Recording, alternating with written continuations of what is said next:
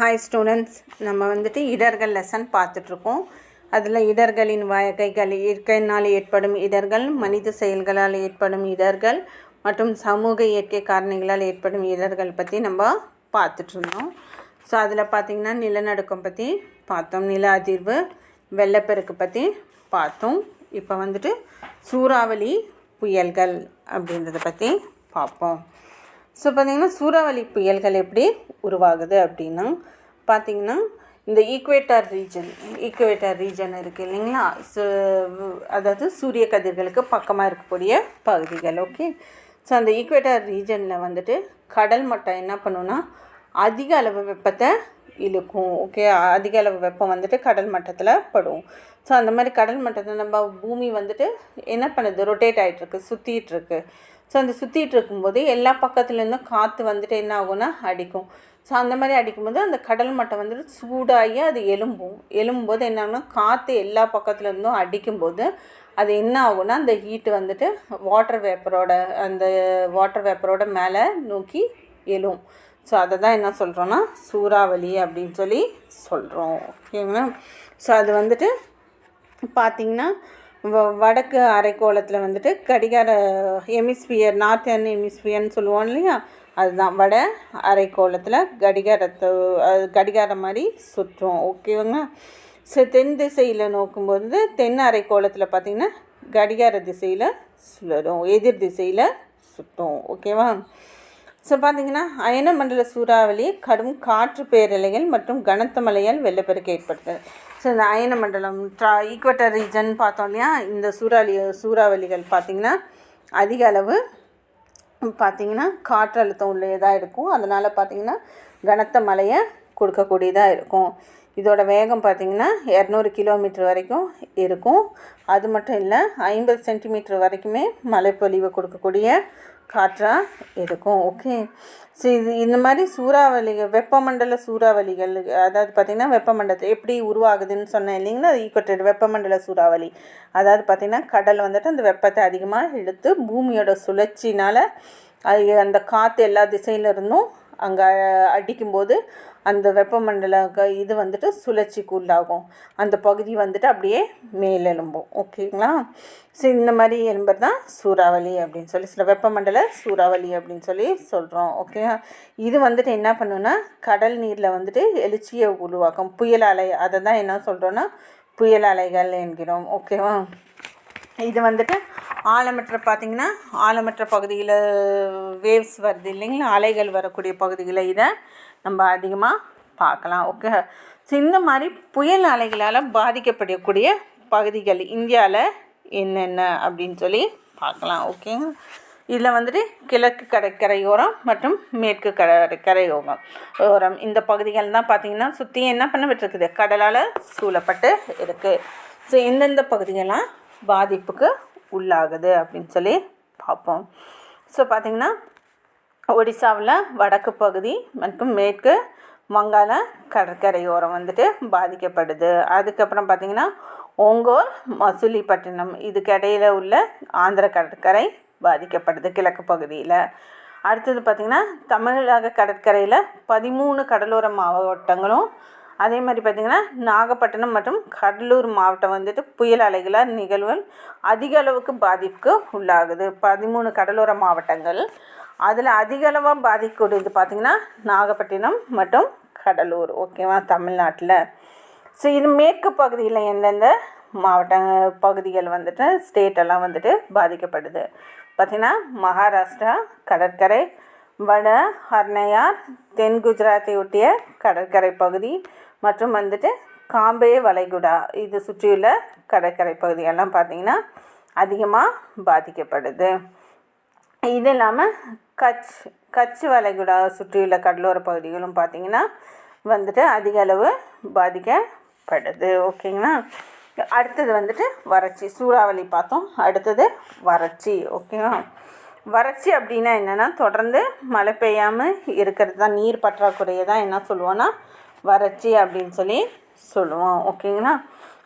இதே வந்துட்டு வானியல் வளர்ச்சி, நீரியல் வளர்ச்சி, வேளாண்மை வறட்சி அப்படின்னு சொல்லி 3 பிரிவுகளாக பிரிக்கலாம். ஓகேவா. ஸோ வானிலை வளர்ச்சி அப்படின்னா என்னென்னா, வானிலை வறட்சி அப்படின்றது அதாவது பார்த்திங்கன்னா மழைப்பொழிவு குறைவாக பெய்திருக்கிறது தான் என்ன சொல்லுவோன்னா வானிலை வறட்சி எனப்படும் சொல்கிறோம். ஒரு குறிப்பிட்ட கால அளவை விட குறைவாக பெய்திருக்கூடும். ஸோ அதாவது பார்த்திங்கன்னா குறிப்பிட்ட காலத்தில் மழையின் அளவு இப்போ பார்த்திங்கன்னா south west monsoon, north east monsoon அப்படின்னு சொல்கிறோம் இல்லைங்களா.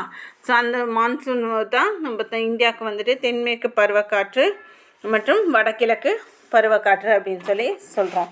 இது மூலிமா தான் என்ன ஆகுதுன்னா நம்மளுக்கு இந்தியாவுக்கு அதிக அளவு மழை கொடுக்குது. ஸோ இந்த மாதிரி குறிப்பிட்ட காலத்தில் வந்துட்டு இது வந்து பார்த்திங்கன்னா தென்மேற்கு பருவக்காற்று சவுத் வெஸ்ட் மான்சூன் சொல்கிறோம் இல்லைங்களா.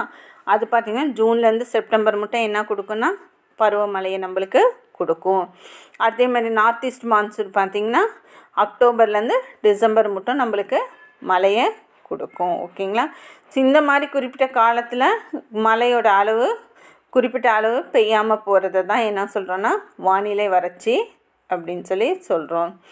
அடுத்தது பார்த்திங்கன்னா நீரியல் வறட்சிங்கன்னா ஆறுகள், நீர்த்தேக்கங்கள், நீரோடைகள் இதிலெல்லாம் பார்த்திங்கன்னா வறட்சி ஏற்படுறது, மழை பெய்யாமல் வறட்சி ஏற்படுறத வந்துட்டு என்ன சொல்லுவோன்னா நீரியல் வறட்சி அப்படின்னு சொன்னோம். இதை வந்துட்டு ரெண்டாக பிரிக்கிறோம். புவி மேற்பரப்பு நீர் வறட்சி, நிலத்தடி நீர் வறட்சி அப்படின்னு ரெண்டாக பிரிக்கிறோம். ஓகேங்களா.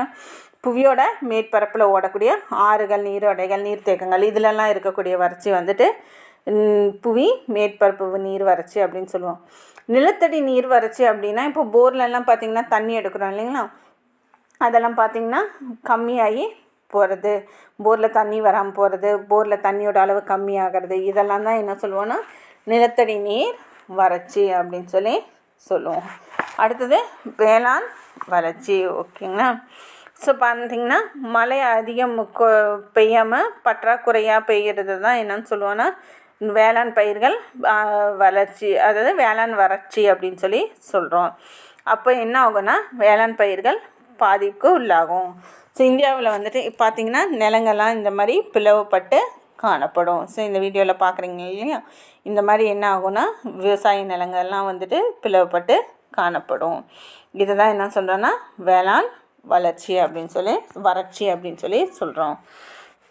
இந்தியாவில் வந்துட்டு பருவமழை சொன்னேன் இல்லையா, தென்மேற்கு பருவக்காற்று மற்றும் வடகிழக்கு பருவக்காற்று வந்துட்டு இந்தியாவில் வந்துட்டு சமச்சீரான வந்துட்டு மழையை கொடுக்குது. ஸோ அந்த மாதிரி மழை வந்துட்டு குறைவான மழை கொடுத்ததுன்னா அந்த இடமெல்லாம் என்ன ஆகிடும்னா வறட்சிக்கு காரணமாக ஆகிடும்.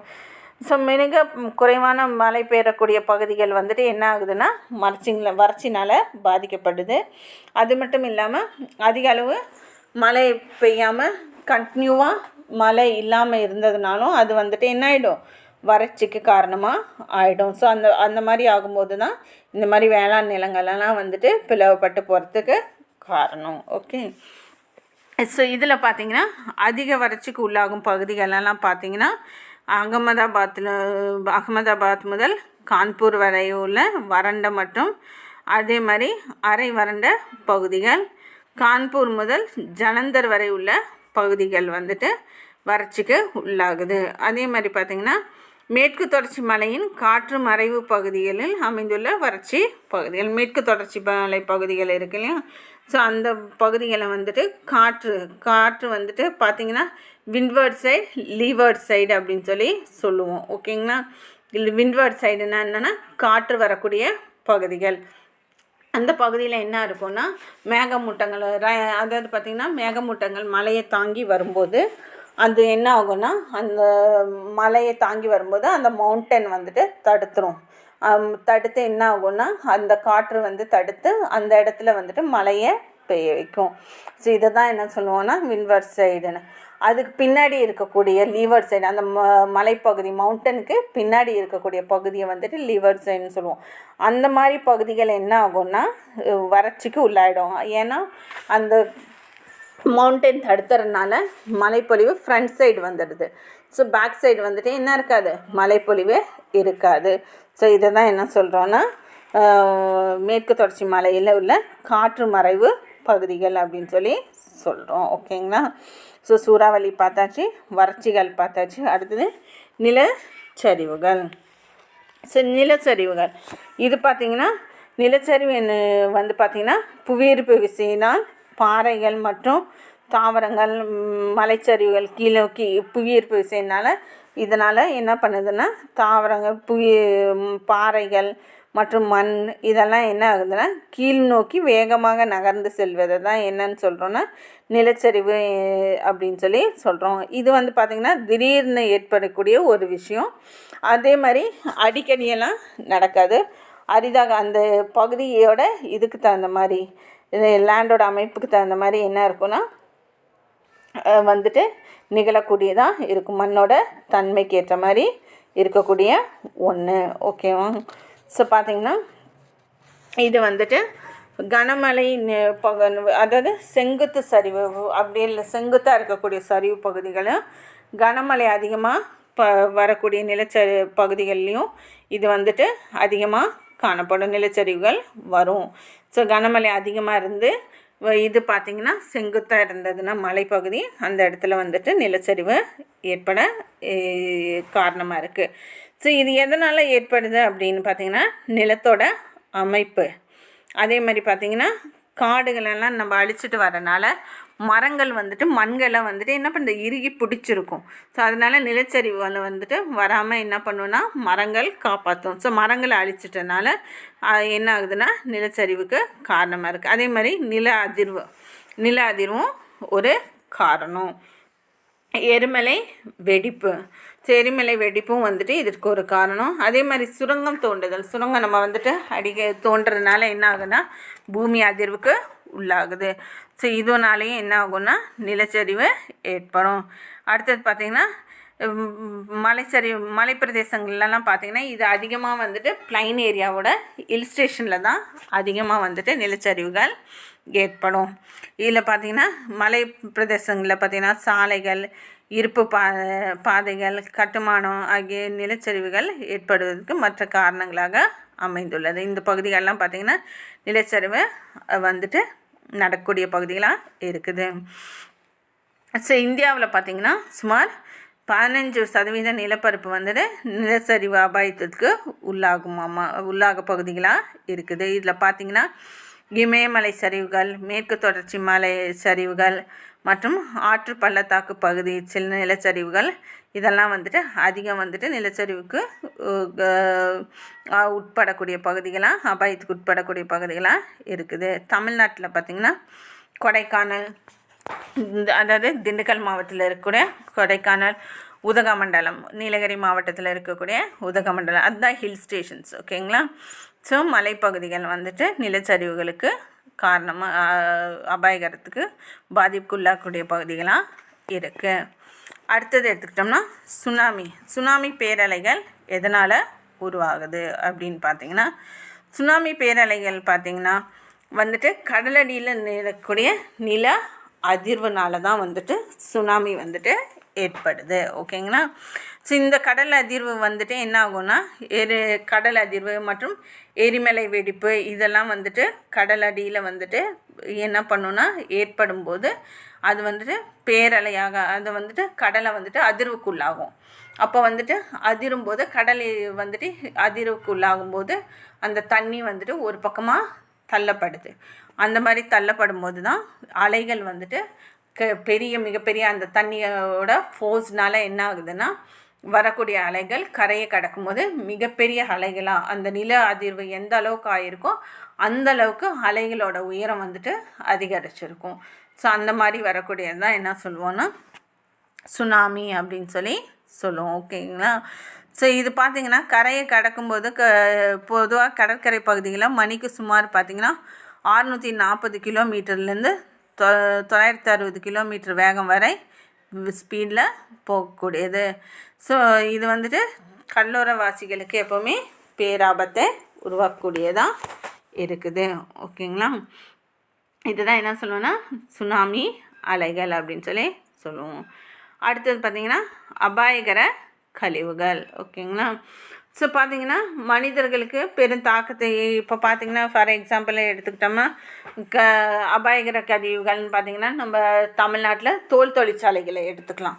ஸோ பார்த்திங்கன்னா தோல் தொழிற்சாலைக்கு வந்துட்டு அதிக அளவு கெமிக்கல் யூட்டிலைஸ் பண்ணுறதுனால இந்த தோலை சுத்திகரிப்பு பண்ணுறதுக்காக கெமிக்கல் யூஸ் பண்ணுறோம். அந்த டேனிங் ப்ராசஸ்னால என்ன ஆகும்னா அந்த கெமிக்கல் போட்டு அந்த இதை என்ன பண்ணுறோம் தோலை பலன்னு பார்த்திங்கன்னா ஃப்ளெக்சிபிள் வளையக்கூடிய தன்மையாக ஷூ மாதிரி பர்ஸ் இந்த மாதிரி பண்ணுறதுக்கெல்லாம் யூஸ் பண்ணுறதுக்கு முன்னாடி அதை அந்த வடிவத்துக்கு கொண்டு வரதுக்காக நிறையா கெமிக்கல் போட்டு அதை வந்துட்டு நம்ம வந்துட்டு யூட்டிலைஸ் பண்ணுறோம். ஸோ அந்த மாதிரி பண்ணும்போது என்ன ஆகுதுன்னா அந்த கழிவுகள்லாம் போய் இதாகும்போது தேங்கும்போது அது வந்துட்டு அபாயகரத்தை உருவாக்கக்கூடியது. நம்ம நியூஸில் கூட பார்த்துருக்கலாம். பார்த்திங்கன்னா தோல் தொழிற்சாலையில் விஷவாயு தாக்கி 2 பேர் இறந்துட்டாங்க. இந்த மாதிரியெல்லாம் நம்ம நியூஸில் பார்த்துருக்கோம். ஓகேங்களா. இந்த மாதிரி கழிவுகளை தான் அபாயகரமான கழிவுகள் அப்படின்னு சொல்லி சொல்லுவோம். இந்த கழிவுகளை வந்துட்டு பார்த்திங்கன்னா கதிரியக்க கழிவுகள், ரசாயன கழிவுகள், மருத்துவ கழிவுகள், எளிதில் தீப்பற்றக்கூடிய கழிவுகள், வெடிப்பொருட்கள், குடிசார் அபாயகர கழிவுகள் அப்படின்னு சொல்லி பிரிக்கலாம். ஓகேங்களா.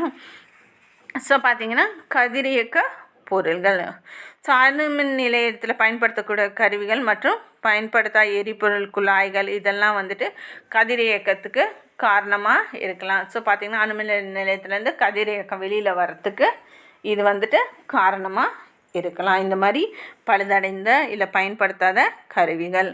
அடுத்தது பார்த்திங்கன்னா ரசாயனங்கள் வந்துட்டு நம்ம தோல் தொழிற்சாலையிலேயே பார்த்தோம் இல்லைங்களா, அந்த மாதிரி தான். ஓகேங்களா. ரசாயனம் பயன்படுத்தும் போது பொருட்கள், கரிம உலோகங்கள், உப்புகள், அமிலங்கள், வெடி உப்பு இதெல்லாம் வந்துட்டு எளிதில் தீப்பற்றக்கூடிய மற்றும் வெடி மருந்துகள் இதெல்லாம் வந்துட்டு செயற்கை கனிம பொருட்கள். இதனால் ரசாயனத்தினால அபாயகரம் வர்றது. அடுத்தது பார்த்திங்கன்னா மருத்துவ கழிவுகள்.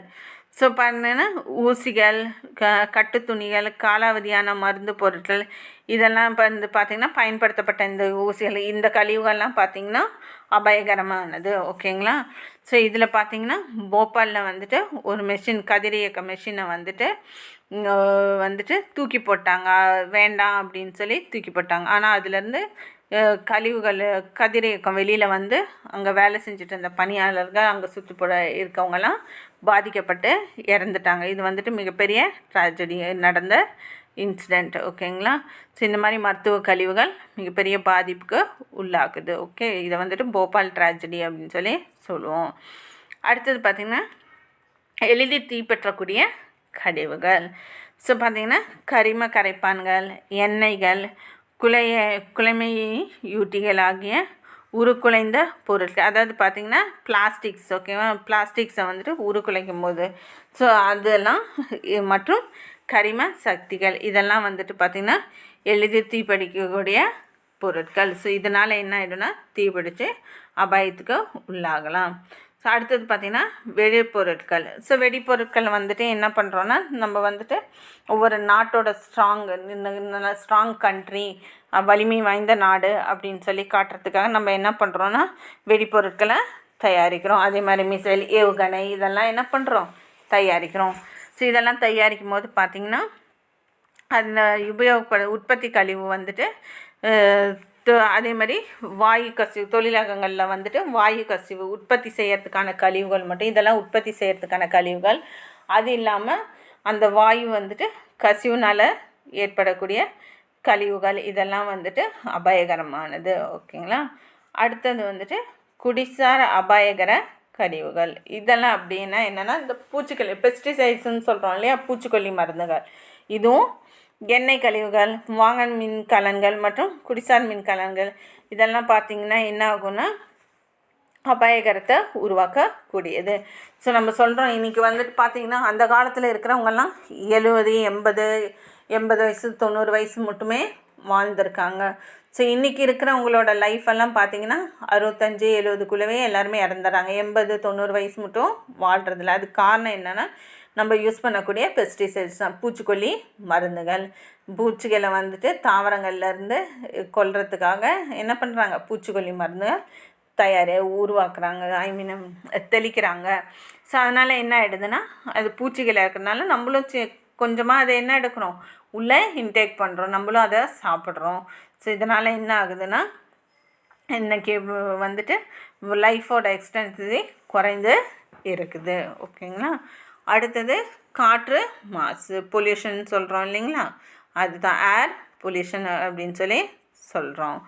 ஸோ பார்த்திங்கன்னா இன்றைக்கி காற்று வந்துட்டு வாகனங்களால் மிகப்பெரிய அளவில், வாகன புகைகளால் மிகப்பெரிய அளவில் பாதிக்கப்பட்டு இருக்குது. ஸோ காற்று மாசுக்கு மிகப்பெரிய காரணம் வாகனங்களோட புகைகள் தான். ஸோ இதனால் இன்றைக்கி பார்த்திங்கன்னா அதிக அளவு பாதிக்கு உள்ளாகிறோம். ஸோ பார்த்திங்கன்னா முக்கியமான வாயுக்களான நைட்ரஜன் பார்த்திங்கன்னா 78.09%, தாவரங்களுக்கு உரங்களாக தயாரிப்பதற்காக காற்றை மந்தமாக்குவதற்கும் பயன்படுகிறது. இது பார்த்திங்கன்னா இது வந்துட்டு உரங்கள் தயாரிப்பதற்கும் காற்றை மந்தமாக்குவதற்கும் தயாரிக்கப்படுகிறது. அடுத்தது பார்த்திங்கன்னா ஆக்சிஜன், இது வந்துட்டு 20.95% சுவாசிக்கிறதுக்கும், கார்பன் டை ஆக்சைடு பார்த்திங்கன்னா 0.03% ஒளி சேர்க்கைக்கும் பயன்படுகிறது. வேறு சில வாயுக்கள் பார்த்திங்கன்னா argon, neon, helium, krypton, hydrogen, ozone, xenon மற்றும் மீத்தேன், இந்த வாயுக்களும் பார்த்திங்கன்னா வளிமண்டலத்தில் இருக்குது. இவற்றை தவிர பார்த்திங்கன்னா நீராவி துகள்கள் மற்றும் துகள்கள் வளிமண்டலத்தில் இருக்குது. நீராவி துகள்களும் வளிமண்டலத்தில் நம்ம பார்க்கலாம். ஸோ பார்த்திங்கன்னா முதன்மை மாசுபாடுகள் என்பது ஒரு மூலத்திலிருந்து நேரடியாக வெளிப்படுவத மாசுகளாகும். ஸோ பார்த்திங்கன்னா இது நம்ம வெஹிக்கல்னால வரக்கூடிய இதெல்லாம் பார்த்திங்கன்னா முதன்மை மாசுகள் டைரெக்டாக வந்துட்டு என்ன பண்ணுது, பாதிக்குது. ஓகேவா. ஸோ பார்த்திங்கன்னா இரண்டாம் நிலை மாசுபடுத்திகளை வந்துட்டு நேரடியாக வெளியேற்றப்படுவதில்லை, ஆனால் மற்ற முதன்மை மாசுக்கள் வளிமண்டலத்தில் வினை புரிவதால் முதன்மை மாசுக்கள் போய் வளிமண்டலத்தில் வந்துட்டு வினை புரிவதால் கெமிக்கல் ரியாக்ஷன்னால் உருவாகக்கூடியது தான் என்னன்னு சொல்லுவோன்னா இரண்டாம் நிலை மாசுக்கள். ஓகேங்களா. ஸோ இதில் வந்து பார்த்திங்கன்னா முதல் நிலை மாசுக்கள் என்னென்னா sulphur di oxide, nitrogen oxide, carbon di oxide, துகள் பொருட்கள் மற்றும் பார்த்திங்கன்னா மற்ற முதன்மை மாசுபடுத்திகள், இதெல்லாம் அதில் வந்துடும். அடுத்தது இரண்டாம் நிலை மாசுபடுத்திகள் என்னன்னு பார்த்திங்கன்னா தரைமட்ட ஓசோன், பனிப்புகை. ஸோ இந்த வாகன புகைகள்னாலெல்லாம் பார்த்திங்கன்னா காலையில் பார்த்திங்கன்னா வண்டி ஓட்டுறவங்களுக்கு ரொம்ப சிரமமாக இருக்கும். என்னென்னா அந்த புகை மண்டலமெல்லாம் வந்துட்டு அப்படியே ரோட்டில் படர்ந்து இருக்கும். ஸோ அதனால் அவங்களுக்கு என்னென்னா வண்டி ஓட்டுறது ரொம்ப சிரமமாக இருக்கும். ஸோ இந்த பனி புகையும் பார்த்திங்கன்னா ஒரு மாசு, காற்று மாசு. அடுத்தது பார்த்திங்கன்னா நீர் மாசு. ஸோ நம்ம இதில் என்னென்ன மாசுக்கள் பார்த்துருக்கோம் அப்படின்னா, ஸோ பார்த்திங்கன்னா காற்று மாசு மற்றும் நீர் மாசடைதலில் வந்துட்டு காற்று, ஏர் மற்றும் வாட்டர் பார்த்துருக்கோம். ஓகே, பார்க்குறோம். So water pollution. ஓகேங்களா. ஸோ நீர் மாசு என்பது நீரின் இயற்பியல், வேதியியல் மற்றும் உயிரியல் பண்புகளை ஏற்படும் மாற்றங்கள் தான் என்ன சொல்கிறோன்னா நீர் மாசு அப்படின்னு சொல்லி சொல்கிறோம். ஓகேங்களா. ஸோ இது பார்த்திங்கன்னா நீரில் இருக்கக்கூடிய உயிரினங்களுக்கு வந்துட்டு ஆபத்தை விளைவிக்கக்கூடியது. ஸோ நம்மளுக்கும் நீர் குடிக்கிறதுனால என்ன பண்ணணும்னா தீங்கு விளைவிக்கக்கூடியதாக இருக்குது. நீர் மாசடைந்த நீரை குடிக்கும்போது என்ன ஆகுது, நம்ம வந்துட்டு பாதிப்புக்கு உள்ளாகிறோம். ஸோ இது பார்த்திங்கன்னா நீர் மாசடைதல் பார்த்திங்கன்னா நீண்ட காலமாகவே அதிகமாக நடைபெற்று வருகிறது. ஸோ பார்த்திங்கன்னா மேற்பரப்பில் இருக்கக்கூடிய நீர் மட்டும் கிடையாது, நிலத்தடியில் இருக்கக்கூடிய நீரும் என்ன பண்ணுது, மாசுபடுத்த வருகிறது. ஓகேங்களா. ஸோ இதுக்கு இந்தியாவில் நீர் மாசடைதலுக்கு முக்கிய காரணம் என்ன, இந்தியாவில் எதனால் வந்துட்டு நீர் மாசடைகிறது அப்படின்னு பார்த்தோம்னா பார்த்திங்கன்னா நகரமயம் ஆதல். ஸோ இன்றைக்கி எல்லாம் காட்டெல்லாம் அழிச்சிட்டு எல்லாமே என்ன ஆகுது, பில்டிங்லாம் மாறிட்டுருக்குது. ஸோ நகரமயமாகுது, எல்லாமே சிட்டியாக மாறிட்டுருக்குது. அடுத்தது பார்த்திங்கன்னா தொழிற்சாலை கழிவுகள்.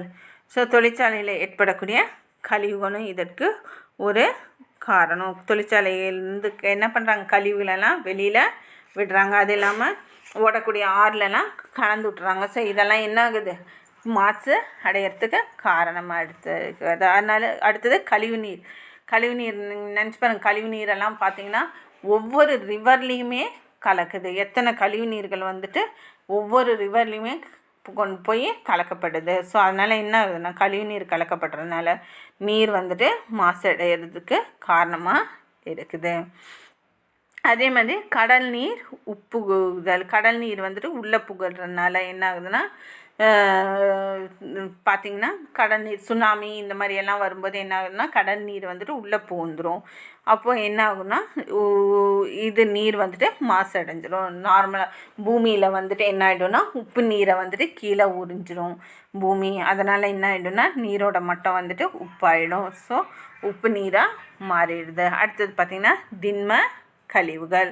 ஸோ பார்த்திங்கன்னா திடக்கழிவுகள்னு சொல்கிறோம் இல்லையா, நம்ம கொட்டக்கூடிய திடக்கழிவுகளும் வந்துட்டு நீர் மாசுபடுதலுக்கு காரணமாக இருக்குது.